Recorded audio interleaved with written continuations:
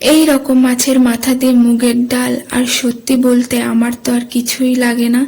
যারা মাছ খেতে খুব ভালোবাসো তারা এই রেসিপিটাকে বানিয়ে দেখবেন, খুব ভালো লাগবে।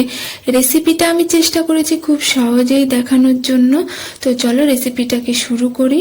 প্রথমেই গ্যাসে কড়াইটাকে গরম করে নেব, তারপর কড়াইয়ের মধ্যে মুগের ডাল দিয়ে দেব।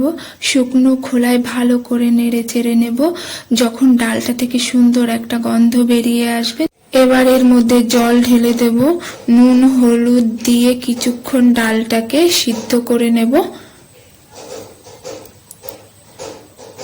সিদ্ধ হয়ে গেছে, এবার আর একটু জল অ্যাড করব। তারপর ভালো করে জলের সাথে ডালটাকে মিশিয়ে নেব।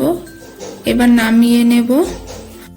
মাছের মাথাটাকে নুন হলুদ মাখিয়ে নিতে হবে। তারপর কড়াইয়ের মধ্যে তেল দিয়ে মাছের মাথাটাকে ভেজে নেব উল্টে পাল্টে।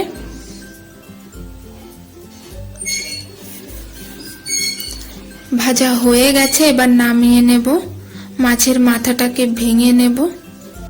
ওই মাছ ভাজা তেলের মধ্যে আরেকটু তেল অ্যাড করব। এর মধ্যে জিরে তেজপাতা দিয়ে দেব। পেঁয়াজ কুচি, আদা বাটা, জিরে বাটা, রসুন বাটা ও শুকনো লঙ্কা বাটা দিয়ে দেব। ভালো করে নেড়ে নেব।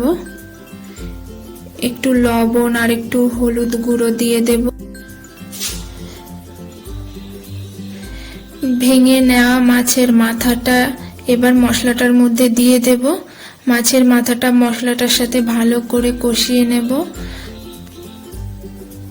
আগে থেকে সিদ্ধ করা ডালটা এবার দিয়ে দেব। আবারও একটু নেড়ে নেব।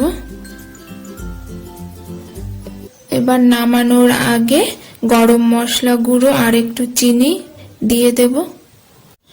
আশা করি এই রেসিপিটা আপনাদের নিশ্চয়ই ভালো লাগবে, আর ভালো লাগলে আমাকে কমেন্ট করে জানাতে ভুলবেন না। দেখা হচ্ছে নেক্সট রেসিপির সাথে।